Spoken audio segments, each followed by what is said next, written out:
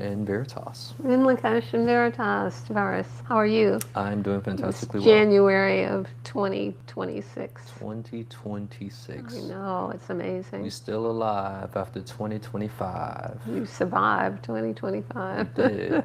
Yes, absolutely. Staying alive. I sang that at a cashier yesterday. I said, "How you doing today?" She's like, "I'm alive." And then It's a unanimous feeling we all yeah, have. yeah. So today's live stream is belief. We're gonna look at this call for the truth divination card and the maxim: we must align our thoughts and our spoken word. You must believe what you are saying. Be congruent. So we're going to dive into it momentarily, but I'd like to go over a few announcements for those as people roll in, give them the opportunity. And so check out our most recent podcasts. We just uploaded something this morning, and it's again one of those call for the truth divination card pools and consciousness and the idea of making sure that we're not justifying our limitations, because there's a lot of whataboutisms and what happened was. And we do that to each other, we do that to our guidance in the universe, and the universe doesn't respond well to that, at least what I have seen. And you have shared with us, it's so important to learn to accept knowledge and wisdom, truth, instead of throwing ourselves up and like trying to over explain ourselves, and rejection of correction, which you elaborate extensively on the power of correction somewhere around the tail end. So I think you all will find value, so definitely check that out. Also, Diane of Sun in Lakesh Studio One, she just had her Wednesday meditations at noon. She took us into the sacral chakra with the sacral mudra. Just Yay. testing that out. I noticed, I was like, come on, finger, get it. I had to, my left hand was good, but my right, I was like, ah. You gotta practice the mudras a little bit. Diane's over here, she's cracking up, silently cracking up. So this is also in tandem with light body movement. We are in the sacral chakra, and there's been some fantastic experiences. I'll speak on that momentarily. But you can catch Diane every Wednesday at 12 noon with the live streams, bringing to you midday meditation.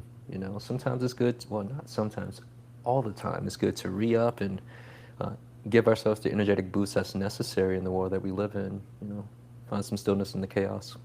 I think everyone would benefit from understanding what is little known in the West, but well known in the East, the technology that connects to our neurological network, our hands and the mudras.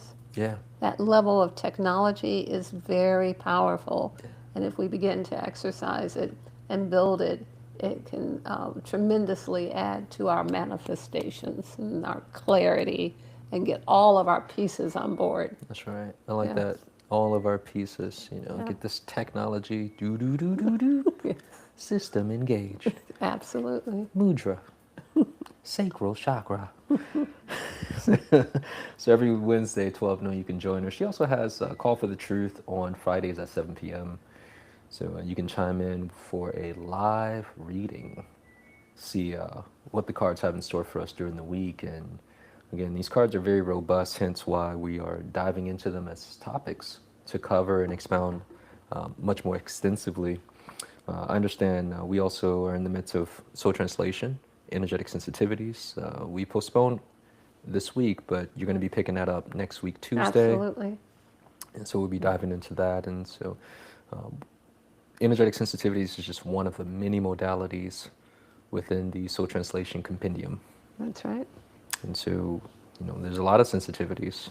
Sometimes we're sensitive to our families. Oh, often.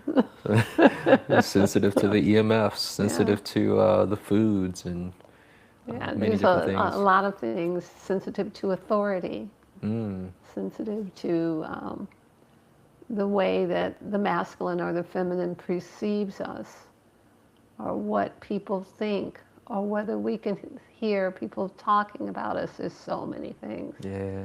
that really distract us from pursuing life. Yeah.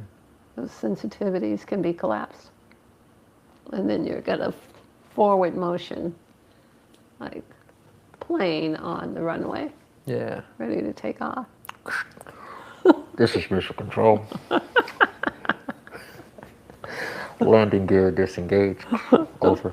Yeah. Yeah, I cannot help myself if I wanted to.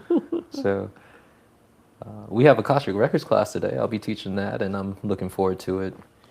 And one of my favorite things about the Akasha is the way in which we teach it. It's a very practical way. You know, I often say no gatekeeping. Throughout my matriculation, when I first learned the records, it was in a very gatekeepy way. And I'm a heretic, if you didn't know.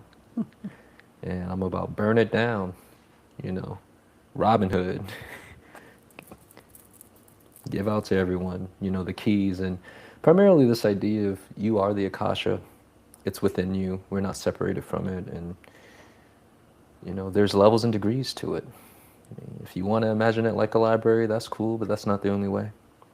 You know, and how the work that we do out of the sun is tapped into the Akasha, whether it's property clearing, soul clearing, tapping into the memory, the history within the field. It allows us to see future trajectories. And I think one of the beautiful things is that usually within the records, I can see multiple. Like if I'm doing a reading for someone, it's like, oh, that looks like a golden path for you, but like you're not quite there. It's not even anchored in. You got to do some things for that to be a potentiality. And then, you know, this lane over here seems like the solid trajectory for you based off of what has been, what is currently. And I think one thing that's really great is that we can always change. You know, we can shift, but this does require seeking the truth, understanding where we have been, what is happening now. So we're going to be diving into that within the records today. I think it's so important that people don't spend a lot of time thinking that they have someone else's stuff or that they have things from another time or another place. You have it all. Yeah. Every bit of it. You got your parents and you got your friends and you got your past lives and you got the lives that you have not yet lived. You got all of it.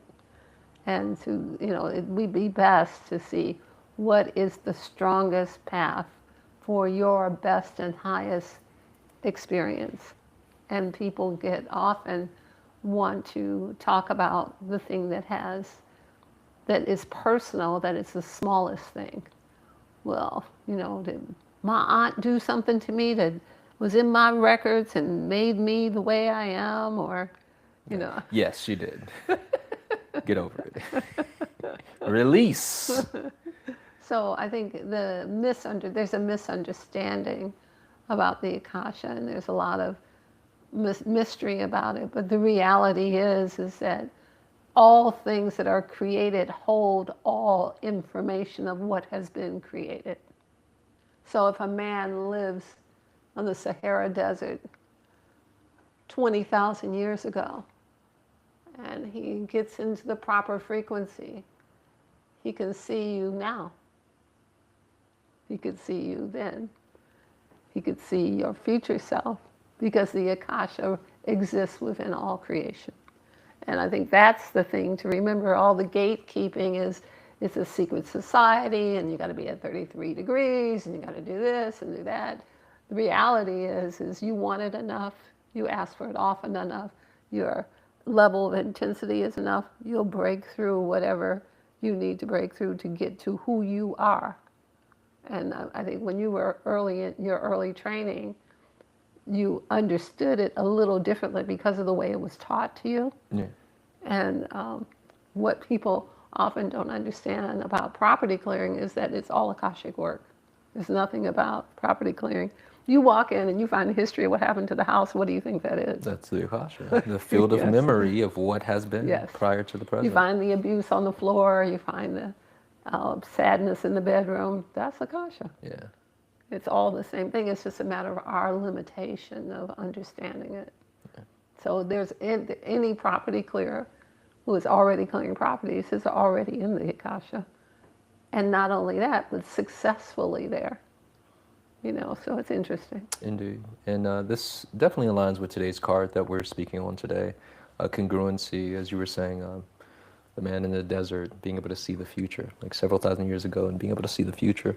And what allows us to tap into it is knowing that we can, the belief that we can, to get us into knowingness, as we will dive into. So that'll be today. You got a couple of students, and we're looking forward to it. So if you're watching, looking forward to joining you this evening. And last announcement, our product highlight is the Black DNA Bath Clearing Salt. And so one of the energetic support products that we have out of the sun is a product cultivated by Laota, which is a black Hawaiian lava salt from Hawaii. And the volcanic ash is what pigments the salt. It's infused with frankincense and myrrh essential oils, as well as clearing frequencies from Laota. Very powerful extraction of interferences from your field. If you end up getting a jar, we recommend using about 1 to 2 tablespoons mixed with about 2 cups of Epsom salt. This will support you in daily energy hygiene maintenance in tandem with your practices. If you're getting clearings with us, in between your clearing services and in between your classes, if you got a chip on your shoulder throughout the day, some energetic congestion, hop into a salt bath, and as usual, speak to the salt. The products are awakened. They're energetically awakened and in Lakesh. So, as all things, ask the salt to do what you desire. Let me tell you, when I'm about to get into the salt bath, I stand in front of the bath. I ask the water to awaken. I ask the Epsom salt and the DNA bath clearing salt to return to its original divine blueprint and to clear me on all dimensional levels. Do all the things, right? Now, speaking that, I feel it before I get into the bath. And then I get into the bath. And then I have the experience again.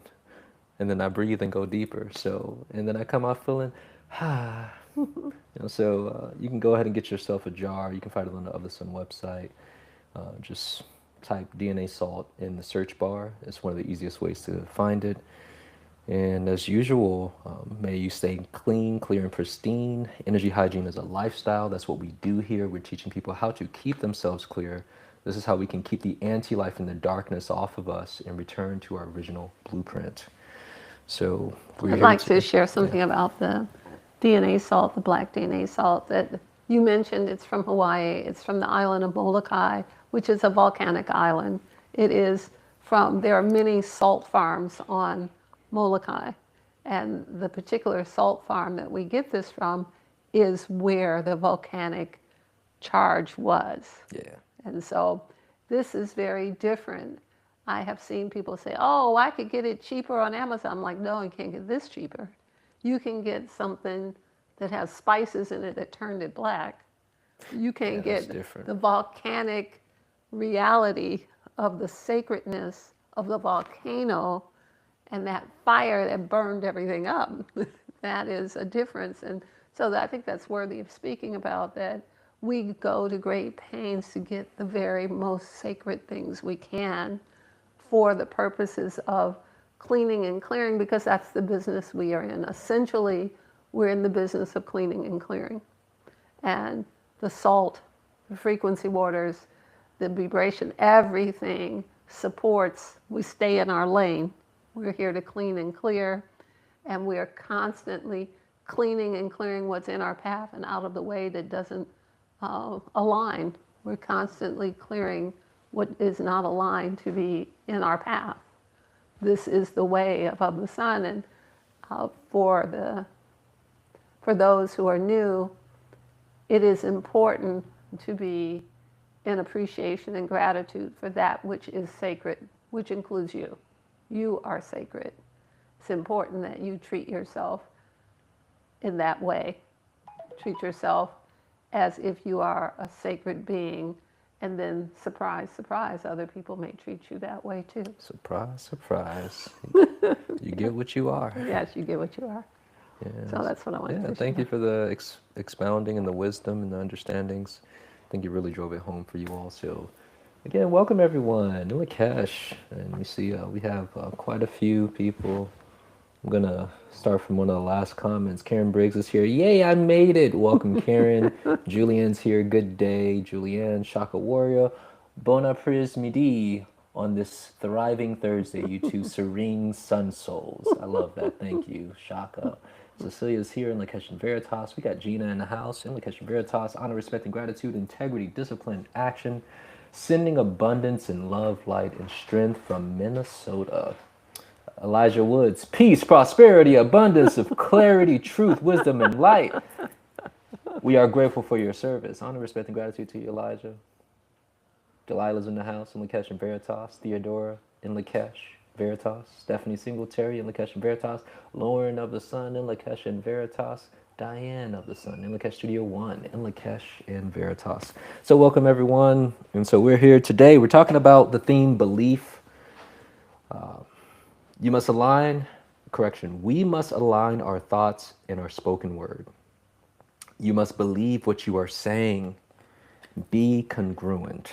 And the book also states, be your own relief from the congestion of indecision. Yes. So, Lota, I titled the thumbnail, You Can't Fake Alignment. It's true. Because, sometimes we as humans be cooking up fakery at the bakery. All that yeasty fluffiness. Yeah. And the universe responds accordingly. It's like a mathematical equation where 1 + 1 is 2, not 15, even no matter how much we think it is. But so the idea of aligning our thoughts, our word, and being congruent, take us to the beginning with this understanding. What arises within you? I think in this current time, and maybe you all will recognize it from the perspective from which I speak, that so many times you speak to someone about something that is your concept. So you see an opportunity for someone and you speak to them from the perspective of what you can congruently see. And they're like, I never thought about that. Sounds good. But they're not really on board. Mm-hmm. They're like, sounds good. And then, which is always problematic, that the person's really not on board, but if it's to their advantage, they may take advantage of it. But the indecision that allows them to be engaged is what ultimately allows the process to fail, because everything will seem like an imposition. Everything will seem like it's too much. Everything will seem like they didn't agree because it wasn't their idea.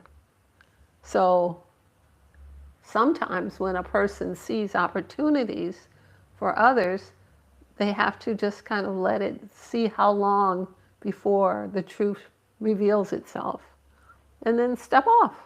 You don't have to keep doing the same thing over and over and over again. You can say, oh, I see that you were not able to decide to step into that in 2024 or 2025, so it's not really available to you in 2026. That the thing that's offered to you is if you can see it. And if you nod, because most people nod for the dopamine hit. They're like, oh, you want me to say yes? Oh, I'll say yes. And then we can both smile and nod, and we both you get to offer me something, I get to receive something. It's beneficial for both of us, but I'm still not really decided. I was going to do something entirely different, and I never really decide. And then time goes by, and the reality proves itself out, that the person is sluggish or slow or not listening or doesn't remember, whatever. And that shows you that the belief wasn't actually there. That in the word belief is be-lie. So we have to consider that the word actually spells out be the lie. So you say, oh yeah, I believe we could do that, but are you being the lie? Are you pushing open the door of the first step to making yourself better by stepping away from the lie? Into knowingness. Into knowingness. Because the destination is that you know that you know that you know, and you can be in appreciation of whatever is offered to you. But if you are not in that space, then you can miss these opportunities. And, the earth continues to spin. So this is an interesting start. This is a highlight with relationships and the congruency with keeping our word. There's several things that come to mind. You've shared in the past this concept of you start off wrong, you end off wrong. And so starting off with incongruency, and this is universally, whether it's an agreement within relationships or our belief in some form of manifestation. I think about the heart-mind connection, how you may intellectually get it, but your heart might not be in it. Yes, absolutely. It happens to all of us.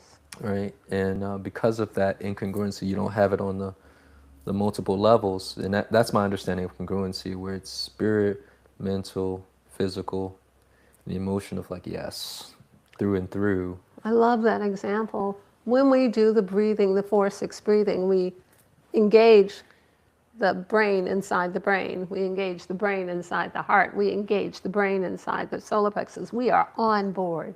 System activated. Yes. The technology is on. We are on board. When we have varying levels and degrees of our own interests and other things that are on our mind, it's not a positive or negative, it's just an is. Yeah. So you might not engage all the pieces, and then you may miss that opportunity. Yeah, so back to what I was saying about, going back to what you said, in time, the incongruency will show itself because of how we started the thing. Yes. Again, if it's a manifestation, something we're looking to bring forth, our mind, we want it, we desire, but our heart's not in it, and then our actions don't follow suit, it's going to be clear and evident within time, the unfoldment of time. If you making lunch, which I do. and you be making lunch. Harvest Man Cafe. Harvest Man Cafe. Come see me one day. And if you are not congruent with fresh food, and you're not congruent with doing it at a certain time, and I have an expectation that I'm being invited to have food where you are, and then there's no meal, now I have become anti-life. Because now I'm disappointed, I'm sad, I've become kind of an active component of anti-life. I've become negative because I think you owe me that, which is not true. I think you owe me what you said, which is really not the truth. But I believe that what you said you were fully, committed to. Then I had an expectation. Then I didn't do anything to make sure that I would not suffer as a result. So now I end up suffering, which makes me now part of the darkness. So to back it up a little bit, so we have a person who is unable to keep their word, which Harvest Man, we on time. Just know we have more than enough time today. However, for example purposes, let's say I'm not able to keep my word, and then the disappointment of the other party, I have not only influenced the potentiality of negative, but you're saying, irregardless of what I did, you are still in charge of how you feel. Right. But oftentimes people allow themselves to spiral out of control or emotional balance. Or a person will say, they'll get over it. Oh, well. Yeah. Just because they ask for it doesn't mean they have to have it. That's a very apathetic Because I don't see why they have to have it, so they don't really have to have it. Well, but didn't you say that you were going to give them the thing? Yeah, where's the consideration? Well, but so that's the thing with belief, be the lie. That's the be the lie part. Like, yes, I'll be the lie. We haven't really thought about it like this before. Like, I'll do it. I'll get your lunch ready. And then there's not in everyone, and certainly not in me, because I can miss a meal, but and not feel any kind of way. But most people can't. And if you have children, that's unlikely to happen. If you say something to someone, you want to make your word bond. You know, you want to say, no, I cannot do this. No, it is not possible. No, you'll have to find another way. Or, yes, and I'm making my words. So what are bond. the things that you see through the work that you do that positions souls to be the lie, or just say that they will do things that they will not do? And by the way, as a side note, I see fragmentation within this. You know, I won't go too deep into it, but I can see the fragmentation because it's only like here. It's not the entire system on board. But like, so what do you see as the cause behind, yeah, I'm gonna do it, and we don't do it? Well, I think it's like, I think a good example is the boyfriend-girlfriend example, where she's like, will you buy me a car? She's like, yeah, I'll buy you a car. Yeah, I'll tell you what you want to hear. Get that dopamine hit. Yeah. Now, everything's nice, isn't it? Stay real nice. Hey, babe, you working on getting that car for me? Yeah, I am. It's just varying levels and degrees of that. It's all a self-interest. It's all about quieting whatever could have come up that was unpleasant by covering it with something that is untrue. It feels like cowardice. It feels like the seas. It feels like when we engage in it, we are diminished. Do you remember all of the 9 C's? Maybe. I'm gonna go for it. Okay. Watch me work. The heat of the spotlight. All right. So as Tavares says, each of the 9 C's, genuinely check yourself. It's the beginning of the new year. We can check ourselves and make corrections. Okay. Ready? Criticizing. Complaining. Criticizing, like, you didn't do what you said you were going to do 5 years ago. You owe me. You owe me. I don't want you to forget. All right, creditor. Yeah, like, oh, your name is Bill. You ain't going to be in my mailbox. Bill's in my mailbox again. Tell Bill to get out of there. He thinks I owe him because of something that happened historically. All right. I interrupted you. No, it's okay. I'm just like, when I hear the idea of owing someone, but it is like that though. One thing I've noticed with myself is agreeing to something, your energy is placed out there and it's dangling, and it feels like a part of you is just out there unresolved, unfinished, and you know, it's problematic. It's a draining thing, and then you know, you do that enough, you got so many parts of you dangling in these unresolved agreements, and that's her power. Just dangling, not being used. If you are unclear, if you have not resolved it within yourself, you know, maybe you get to talk to the person, maybe you don't. Maybe the time expires and it was a limited offer. Maybe it's a situation where it's out there, and then you come to class in February and you learn how to call back all of your energy. And you can get back everything that you put out, and then it helps you learn to be very conscientious in what you say you will do and what you will agree to, instead of just smiling and nodding. An agreement that's very vague. Yeah. And then it's disappointment all around. And then you have become the darkness, because now everything about you is sad, unhappy, depressed, you know, instead of satisfying and fulfilling and moving forward and elevating, it's something else. Yeah. That makes sense? Yeah, totally. All right, I'm gonna keep it going. We got Okay. one so far. We got one. One on the board. Okay. You all with me? Can y'all name the 9 C's? Can you name 3? All right. He wants you to put them in the chat. Put them in the chat if you. I'm not gonna look at the chat. I pulled out my tab. I was like, no, we're not gonna think. No, we're gonna go in. Okay. We said criticizing, complaining. Complaining. Like, what? You want me to do what? You want me to stop eating the thing that makes me sick and die? Yes. You want those Maybe. those If you, flaming hot Frito corn chips? You want me to stop eating those just because I'm nursing a baby? true story. That's a true story. True story. You know, it's like, you had to get out of my life because you asking too much. That person had a demon in them. Seriously, like they were like hiding flaming hot Cheetos from their spouse so that they could secretly eat them and railing up, angry.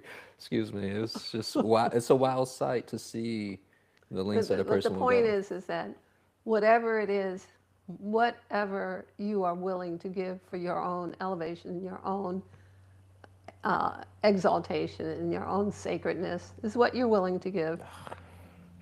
Somebody's posting the seas. I told y'all, You asked for tempting it. me. I did, but I'm not gonna look. I saw a flash. I'm not gonna look. All right, criticizing, complaining, condemning. So the condemning part is where it's so easy to think that we know, you know, like it's the old saying of don't judge a person till you walk in their moccasins. You walk 3 miles in their moccasins, then you can judge what's going on with them. You don't know what's going on in those moccasins. You want a pair of moccasins? And that's an old. I know, I'm just messing. That's an old saying that Yeah. you don't really know from the outside what you think is happening, and even in your great psychic ability, it could elude you. I agree. I know that there has been a number of times I thought I was getting something and it wasn't. It was just me and my bias heavily leaned in that direction. And you know, this is why it's so important to stay out of the seas, because the directive of power in ways that, again, it diminishes self, it diminishes your other self. And if we're working to be the light, that's not what light does. And the idea of remembering that you are sacred and so are they helps you drop that. Like, I know that you are a sacred being. I know that you have sacredness and that your destination is exaltation. I'm not sure if it's this lifetime or the next, or the next. But because I know, it keeps me balanced. I know that I have to remember that I'm speaking to someone who is me. Like, I'm always like, I know you might not like this, but let me just tell you in the most basic way I can so that you can stay balanced, so you can continue your upward, you know, trajectory. Yeah. So if you're in judgment, you've left that space. You don't know the person is sacred like you anymore. You think that there's something less than you. So you feel comfortable with, you know, look at how they walking around in their teepee and their feathers. They're giving these ancient references. I'm with it, though. I'm with it. I don't want to be talking smack about somebody in their teepee and their moccasins. You tapping into one of your past lives right now?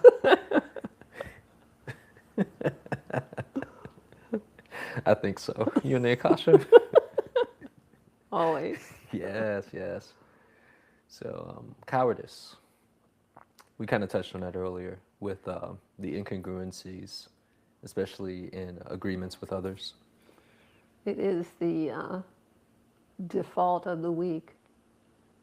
You know, oh, no. You know, like, I didn't see nothing. I didn't stop anything. I can't help anybody. I'm just going to run away. You know, it's unsatisfying disposition. I have been that person. It's not a satisfying position to be in. It is much better to be the hero and die once than be killed 10,000 times by the insults of cowardliness. It's just my opinion. Yeah. Control. There is no death. There is no afterlife. There is only life. What are you going to threaten me with? There's only life and more life. Oh, so you better, or else. You'll live. again and again. forever like an eternal being that you are. Such a big trick. Yeah. So we're cowardly because we don't want to hear the argument, or we don't want to do the work, or we want someone else to give it to us, or we see ourselves too small, too poor, too this, too that.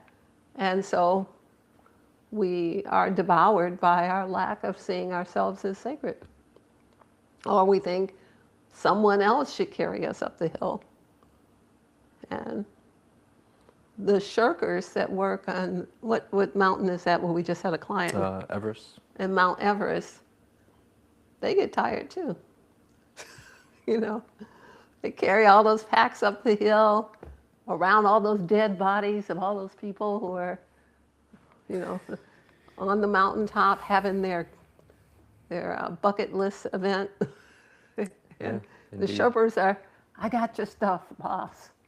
You know, at some point, they may want to put it down and let you walk. I know because I had twins, when they got to be 30 pounds each, they had to walk whether they wanted to or not. It was like, everybody, like, you all, this is mommy. We're going to be walking from now on. Like, you all weigh too much. I can't carry you no more. And so now you're going to have to walk. Maybe it was too soon, maybe it wasn't, but they were 35 pounds each. So they walked, ready or not, because the Sherpa couldn't carry them anymore. I see what you did there. So that's kind of what happens. Otherwise, you get to be one of the dead bodies on Everest. You know, so that's how I see it. I see that it's inevitable that you will eventually have to walk yourself. You will eventually have to carry your own load, that you will eventually have to own up to who you are. You will eventually have to find your courage. You will eventually have to see others as sacred. And when you don't, it's going to seem like the world is so unfair. Yeah, I can see that. Why won't they just give me everything? Why won't you just change your perception? Yeah. So, you know, because I've had a lot of children and I have a lot of grandchildren, it's very easy for me to see how uncomplicated this is that the person who's carrying them stops. And then everybody moves on or they sit down. Yeah. You're gonna have to move at some point. I can see like the and then a parent walks away and they're just there by themselves, just Oh, that happened. around. That happened. I guess I better. A little 3-year-old sitting like, I don't want to walk. I'm like, well, I'm leaving. Yeah. And I'm leaving with the other one too. Yeah. The one who's walking. Let us know if this is landing for you, because we're over here having fun, joking around, but and using analogies. But this is true. This is the experience that everyone is having at varying levels and degrees within the human experience, where we're engaging in these seas and how these seas create incongruency between keeping our word with ourselves, with others, incongruency with our creative processes and our relationship with the universe. So let's do another one, coveting. Oh, coveting. This is when we see somebody else's girlfriend, boyfriend, husband, car, fur coat, the bijou, the movies, whatever it is. We see all these things and we feel like Kim Kardashian's got it. Why can't I have it? She's on social media. I'm sure I look a little like that.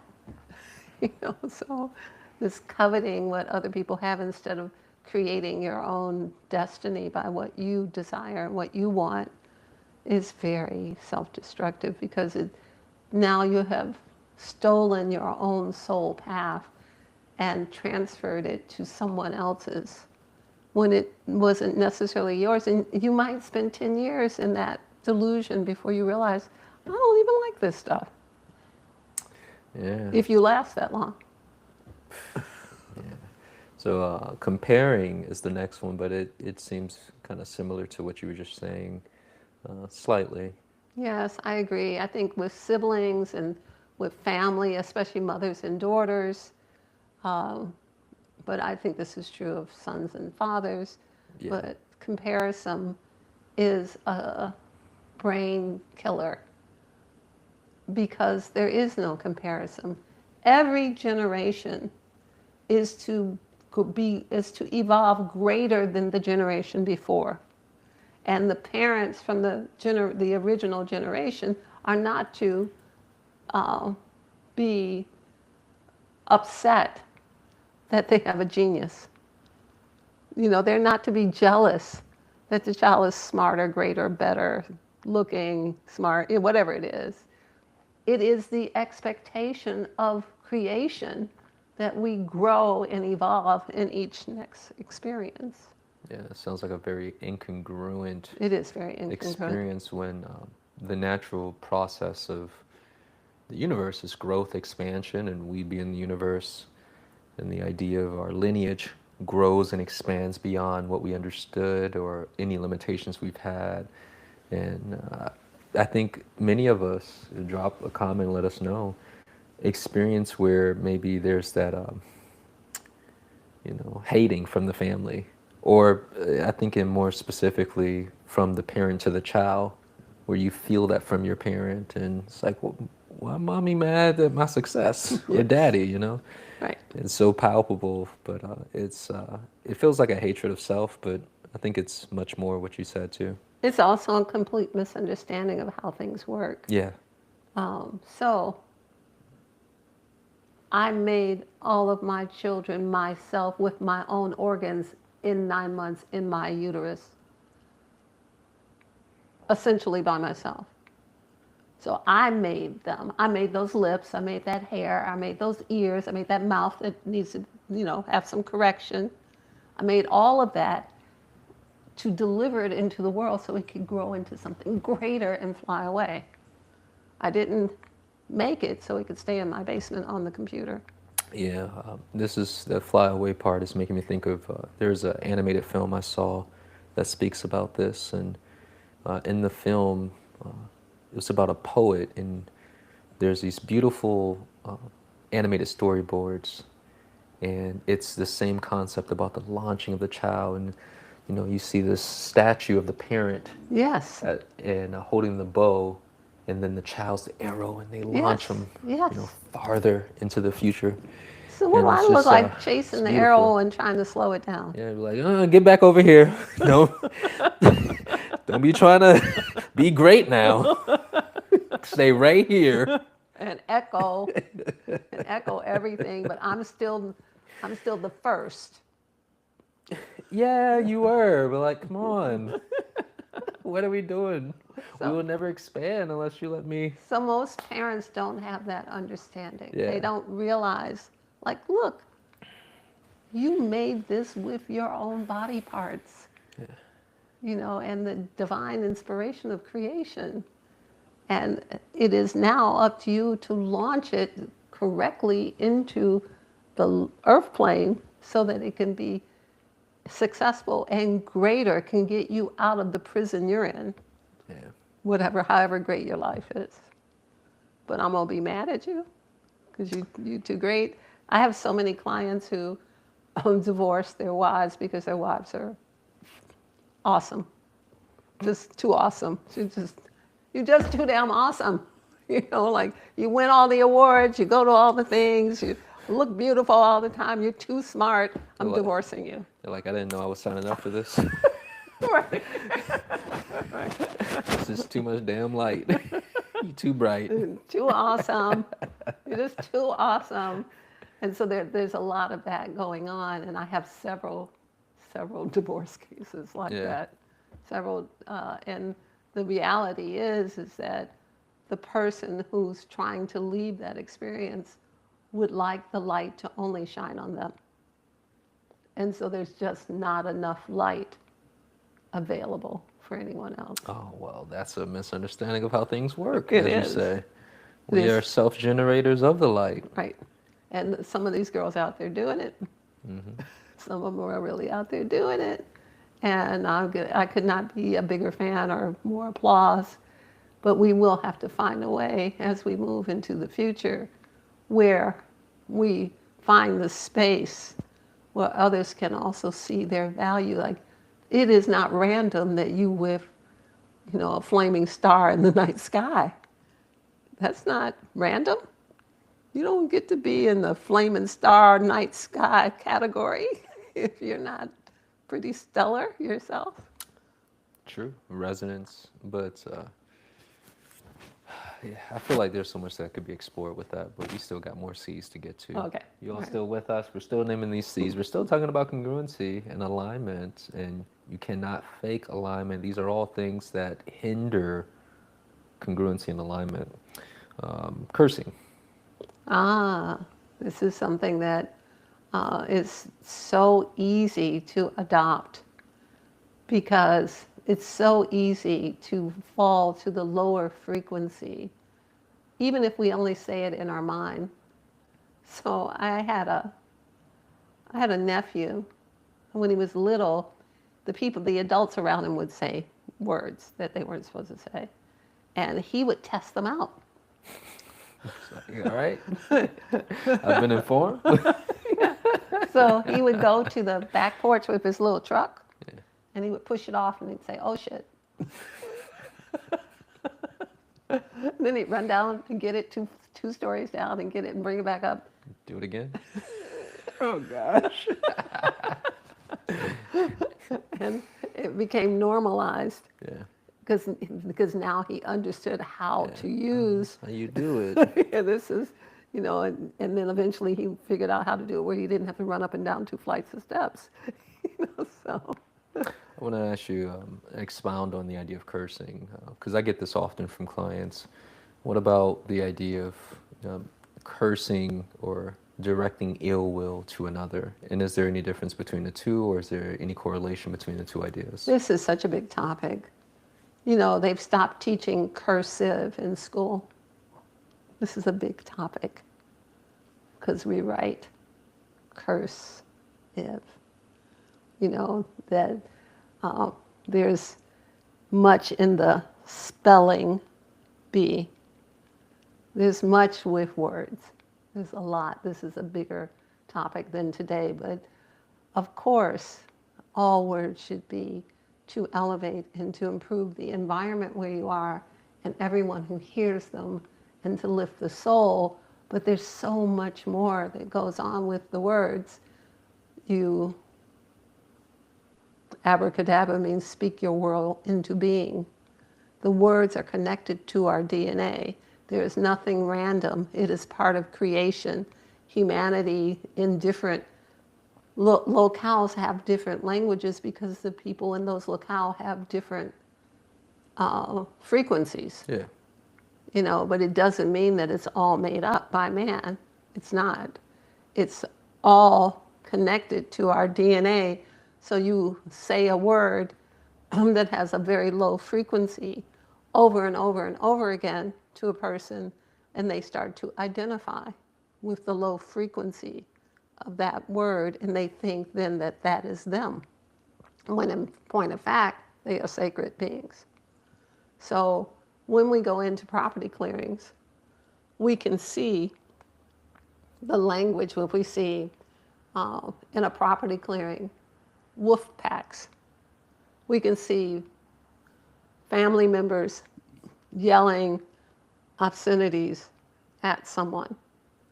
We can see husbands and wives being totally inappropriate with each other in terms of the language. As far as I can see, in my experience, once it happens, you almost have to break away to self-correct. That you really can't go any further. Yeah, because their respect has been lost.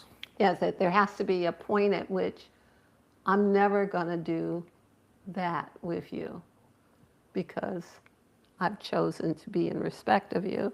So even if it does happen, then there has to be a breakaway and a restart. Let's ho'oponopono that. Let's go back to zero. Let's start over. Let's reconcile with the universe and start it over again and affirm who we are and what should happen. So there's a lot of ways of cursing, but anything that is not uplifting that is not life pursuing is in fact a lesser and lesser degree of that. And most of what we have been taught and educated on, most of what, and I started by saying cursive, spelling, all of these things are very much the truth of the language.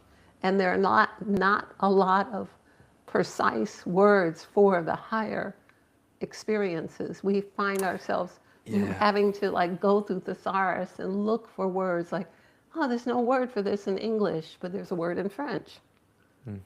You know, there's no word for this because in English, nobody understands this nuance. So it's important to know that the words are living. They're actually living, alive things. And it is not any different than if you were talking to any other aspect of creation. And so if you're going to hurl living, alive aspects of creation at somebody, that's pretty powerful. Yeah, be thinking twice. Consider, what am I giving? Yeah, what exactly what am broadcasting? I doing? And it's tied to the person who says it, who gets the benefit of whatever they say, and the person they direct it to. So you both are sentenced to the same experience. So this very deep understanding, I know you said that just the concept of cursing in general is an extensive topic in and of itself, but I feel that you've given us a very strong baseline understanding about this in the idea of continuing to elevate the field, others with our words. That's the main, to avoid the downplaying or degradation, so to say, of other self. And pay attention as more of the mumblings that come out of your mouth and your sadness and unhappiness are curses. Check your levels of depression. You are sliding into the darkness. You're sliding into darkness. Might need some Sam E. Some antidepressant. Might need some sunlight. All right. I think that there's one more. I think that I'm gonna phone a friend. I'm gonna use a lifeline and go back to that comment and see. And it looks like there's a lot of comments. Thank you all for sticking with us here. So we have no complaining, condemning, criticizing, comparing, competing. Did we do competing? We didn't do competing. I think that was the last one then. Yeah, the competing is very simple. Competing is very simple. Everything is with self. You know, compete against yourself. Work to improve self. Stop trying to make anybody else do anything. You work on you. Yeah. Then when you work on you, your frequency will be such that you'll have a different experience. But as long as you're trying to, I'm going to make this square thing fit into this round hole because I want it to fit in here, you're likely to have resistance. There's no force in source. That's my There is no mantra. force in source. So if you find yourself trying to make somebody do something, you're in force and that's not source. And so that's a good way for you to think of it like, am I trying to make him treat me a certain way? Yes. Then stop. Stop, make yourself go do the thing. That's right. You know, and then you are fully responsible for your own experience. And then you can take all of the glory and spread it around if you want to, because it's yours. So that's what I have on that. I like that. So how about we take a break, go to a quick commercial break, and then give us the takeaway of how we can resolve this incongruency, and then we can go to some of the comments in the chat. And it looks like the chat's pretty active.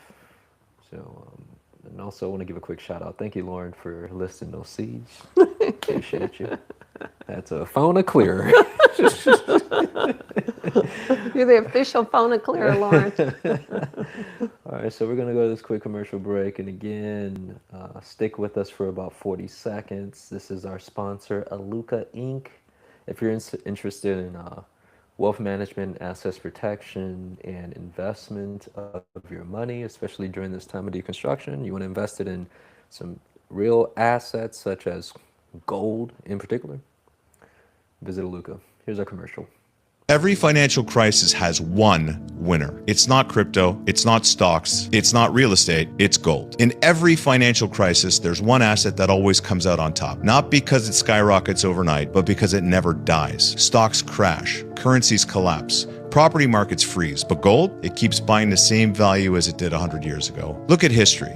1929, 1971, 2008. The people holding gold weren't panicking. They were shopping. They had liquidity when everyone else was broke. The winner in a crisis isn't the one with the most cash. It's the one holding what cash runs to when it's scared. When the next crisis hits, you'll either watch your savings melt or you'll be the one buying gold at a discount.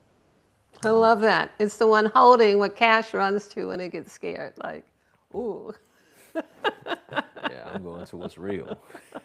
Yeah, visit alukainc.com. Check out Alex, and honor, respect, and gratitude to Alex for sponsoring our live stream. So again, here we are. We're here. So Lota, how can we resolve the inner incongruency with our alignment? Because clearly we cannot fake alignment. Hey, universe, I believe it. I know it. The universe is like, no, you don't. No, you don't. You're lying. Well, your lie doesn't work because I see you. So how do we resolve this? Well, this is really part of the matriculation process of growth and elevation for all souls, is that this is a level of maturity. We start at the idea of belief, where we're really still part of the lie of the environment we're from, but we're willing to step to the door and then move into faith, and then move into clarity, and then move into the truth. But the belief is not the truth, and it's not the clarity, and it's not the faith. It's the beginning. You know, it's just the most beginning part.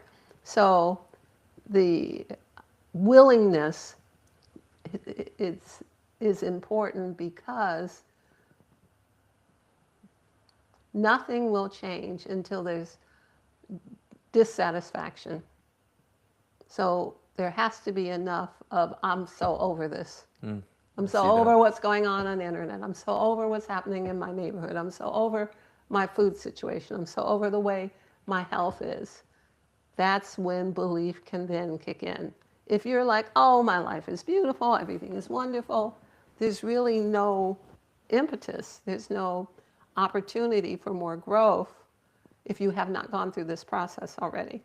That makes a lot of sense. And I can even see the teeter-tottering of like, I'm over it, but not quite. I'm probably like 80% there. And, you know, we go back to the thing. And I can definitely see where 100% dissatisfaction is gives us the necessary impetus and combustion to venture And it into a doesn't new give all of us paradigm. that. It doesn't give all of us that, but those who are ready to ignite. This is about evolutionary growth, where the lie doesn't have enough sustenance to continue to nourish you. And we all have grown up in this time where the truth is degraded more and more every year. The political situation, the economic situation, the threats from the authorities, all of these things are changing all the time. And so that may not be enough nutrients for a soul that's ready to go on. So let's dive into that just a little bit, because it is speaking to my experience. And I think that there's many others out, not think, I know that there are many others out there who are noticing what I was into just isn't doing it in the language of the nutrients, the sustenance. There is more depletion of life force and energy from giving my attention to this. I think I have to stop. What else is there? And what I've been seeing is turning inward. Like it's as though there's so much of the lie. I think the universe is so funny, and you often say how everything serves the greater purpose of the universe, and even the darkness of what looks like a bunch of lies everywhere, it's everywhere. So it's almost as if we're forced to go inward. We're forced to turn our face away from the lie. Would you speak a little bit about this? That's so the truth. Everything serves the greater plan. This is not galactic particles banging into each other accidentally. Yeah, get that fake Darwinism, materialism, limitation stuff out of here. This is a plan. You have a purpose. You have been launched. This is your debut. This is the stage Right. you are on. Yes, exactly. This is the stage you're on. And you're, when they say, all right, on stage, if you're like, oh yeah, but I'm not ready this year. Just standing up, Yeah, stiff, looking at the... like I wasn't quite ready. Maybe next year or the year after, The boat might leave. Yeah, it's quite likely. I think... It's just because it's written, and when I say it's written means it is destiny, but the destiny doesn't say it has to happen at a certain time. For instance, it's destiny who you have your children with. It's not destiny how you treat that person. Whether you all stay together, whether you don't, whether you like each other anymore, whether you have outgrown the experience or wish you had been better in it. And you're regretting the past and wanting things to be better and different. But if the moment has passed, the moment may have passed. What I have noticed is that when I talk to the angels, they never send me backwards. Yeah, I feel you on that. They never go back and do that again. They're like, it's that pillar of salt talk. No, I'm not going back. It never works out. yeah. So it's like, if you didn't make it that way, make it this way. There's another path for you. And so the thought that I have is that if we recognize our divine sacredness, and then we recognize that whoever we were cussing out or talking bad to or in competition with or being critical of or any of those things, that is us. Because we are all one. Yeah. And that if we were better with them, we would have a better experience. But if we keep trying to bully or push or make them do or make them understand or see what we see, then we lose. Because they too are sacred creatures, who are free to make choices. So. Very valuable. Thank you. Yeah. Drop wisdom in the chat if you have gained some value from what Lauta shared. I want to go to the comments just a little bit, Yes. and then we'll begin to wrap up. Shaka says, "Say that, Lauta." As usual. Thank you, Shaka, for your comment. I'm gonna scroll up a little bit instead of working in reverse. So it looks like you all are active in the chat today. So Nikesh Veritas again to everyone. Thank you all for tuning in and sticking with us. It looks like Shaka again, exactly like it's a misalignment causes internal conflict, stress, and a feeling of being off or inauthentic, hindering personal growth and happiness. You know that being off and inauthentic is the lie. Authenticity is truth, inauthenticity is literally the lie. And for people who are calling for the truth, you know the lie when you see it. This is so perfect, Shaka. So the hallmark of the sun for 2026 is authenticity, a new identity. I have determined I will not be who I have been. Everybody get ready. I'm not going to be that no more. I'm going to be my new identity, and the authenticity of who my blueprint is what I'm looking for. You are encouraged to find your authenticity, your new identity, because it is an agreement that you have each moment, every morning when you wake up with all of your bits and pieces. Shall we come in and form the same identity we had yesterday? No. Let's come in and put those pieces together in a different way. And so that's 2026 with Of the Sun. Do not expect the same thing you've seen. We're in a new path. Yeah, that's solid. Well, thank you again, Shaka. Karen Briggs says, this is Care Builder. Gotcha. Yeah. A Care Builder in the house. And Lakesh Veritas. So looking forward to our alignment to show forth and our gathering together what y'all hold, pour out, and live free in this precious let me read that again. What y'all hold, pour out, and live free in is precious and priceless. Thank you, Care Builder. I don't know, every time I see Care Builder, I think of like Care Bear. I think of like love and heart, like I on think her that stomach. applies. It's like, I think that applies. Russ is in the house. In Catching Veritas. 4-6 breathing stimulates the vagus nerve. Used it this morning. That's right. Get you some breath. Breathe you some life. In for 4, out There's for so 6. many things that happens with that 4-6 breathing. The vagus nerve is important, but so is the brain, and so is the heart, and so is the solar plexus. But there's nothing that does not pull together to move you into a space where you can now function at a higher level of capacity, including that vagus nerve and anything else you find along that. It's all good. Yeah, it sounds like that'll help alignment Yes. as well. Speaking of which, Shaka says alignment fosters inner peace, authenticity, and fulfillment Yeah. by ensuring your actions, values, and beliefs are in harmony, leading to greater clarity, purpose, and improved relationships. Right. This is a very solid comment. Lauren is here. She says, there are times I am called to clear these in property clearings, which then I am called to clear within self. She's talking about the C's. Yeah. And that's a thing. Clearing specifically the frequencies that are impressed in the morphic field. Clearing the frequencies of just jealousy, resentment, and competition in an environment could change your whole experience, because our world is so permeated. Even it's with everywhere. little children, I see it. They're already indoctrinated into these levels of low vibratory parasites that are already devouring them, because there's no real positive response to any of that. There's only deeper and deeper entrancement.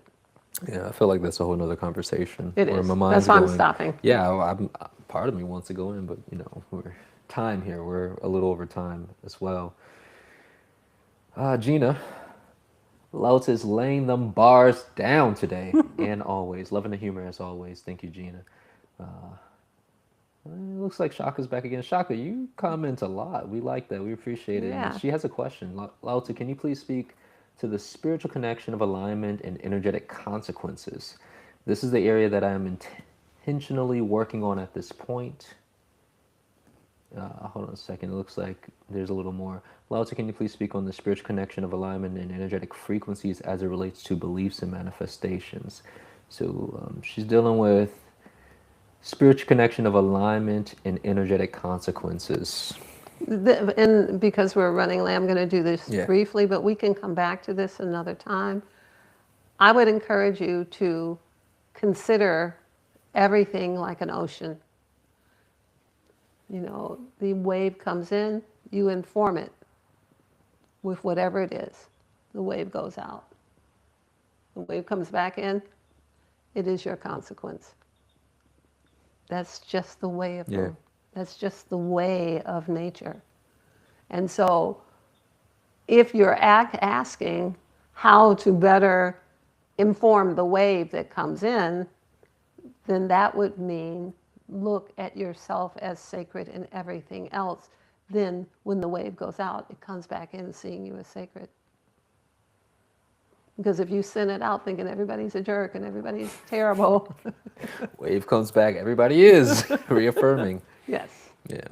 It's So, simple, but I may profound. not have it clearly, but Yeah. yes. Yeah. All right. Great question, Shaka. Great question. We'll go one or two more, and then we'll wrap up here. Leonardi says, yes, I have noticed that without alignment, it doesn't even feel satisfactory when others do what you say. I have found every time I reach my own goal, it's like I get a burst of energy, especially because I know how hard it was to Yes. get myself to follow my own instructions. I agree so much with that. I've had a lifetime of finding the trials and errors of following other people's authority, doing what they said, being raised to be obedient, a good little girl, and then recognizing there was no satisfaction in any of that. Yeah, and as I hear that, I can see where suppressing or going against the inner voice is an active misalignment. Yes. You know, it's like we're like, no, I don't want to honor what my higher self or my intuition or my guttural feeling is saying. I'm just going to listen to what they're saying, and then, you know, that dissatisfactory experience comes forth.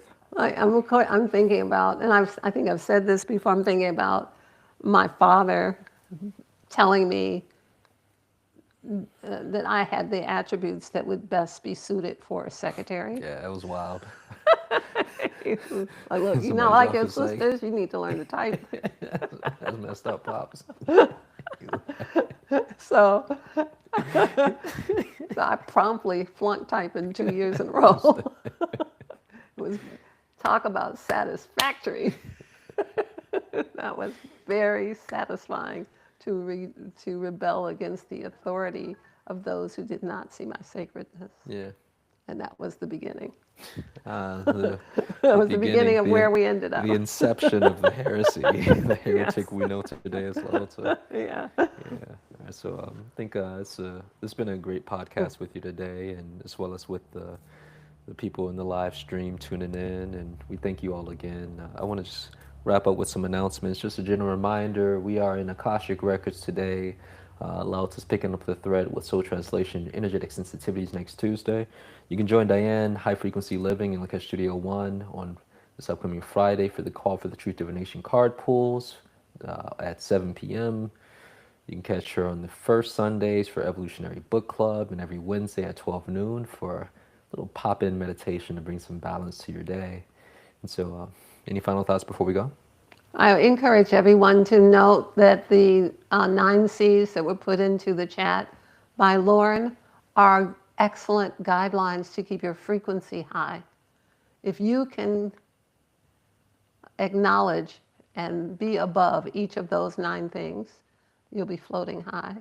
You're going to be in a balloon over the city. Yeah, above the third dimensional Yeah, there won't be suffering. any sandbags. Yeah. You'll just be floating around in the clouds. It'll be great. That those are the easiest tenets. If you can avoid those things, it keeps you from all the tangential other things. Yeah. Because they're just so basic. So we're so pleased that you joined us today. We hope that you've enjoyed this. We look forward to seeing you again next week. Thank you with In Lakesh and Veritas. Honor, respect, and gratitude, integrity, discipline.